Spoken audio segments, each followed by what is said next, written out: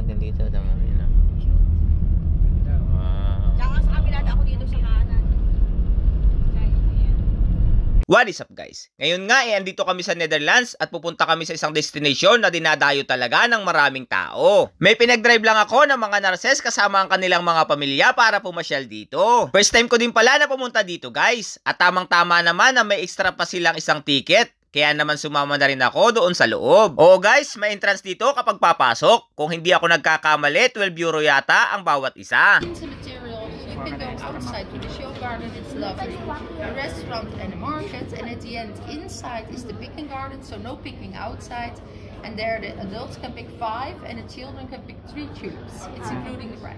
Okay. Yes, So here you is can more. more. You can pick get them 3. over there. Okay. Have fun. At yun nga guys, in-explain ni ate na bawal daw kumuha ng bulaklak doon sa labas. Pero pwede daw naman kaming kumuha mamaya at kasama na daw iyon sa bayad. Tig-5 sa matatanda at 3 naman sa mga bata. Ito yung mga traktor na ginagamit nila pang ano. Ayun na, baba na. So paano guys, tara samahan nyo kami sa labas at tingnan natin kung gaano kagaganda yung mga bulaklak dito. Wow. Parang hindi totoo, no?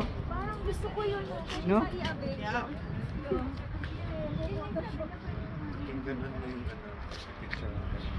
Grabe guys, nasa 1 milyong tulips pala ito at mayroong 500 na iba't ibang klase. Dati nakikita ko lang ito sa picture sa mga kaibigan ko na nagpupunta dito. At nung nakapunta na ako ng personal, sobrang ganda nga pala. Anong sa tingin nyo guys? Comment nyo nga sa baba kung nagagandahan din kayo.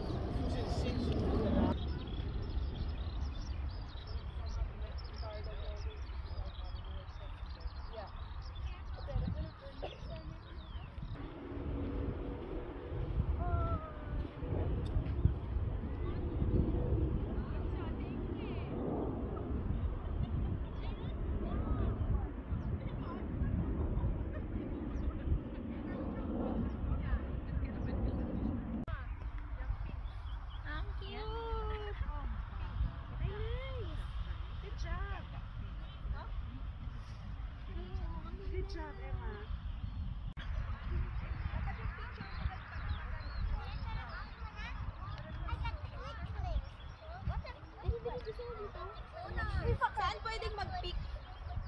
Hindi dito. Hindi yata dito.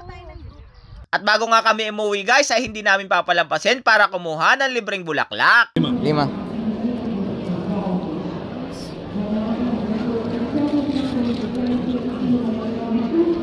At yun guys, may pang-intriga na ako kay Mrs. Maraming salamat uli guys sa panonood. Hanggang sa muli.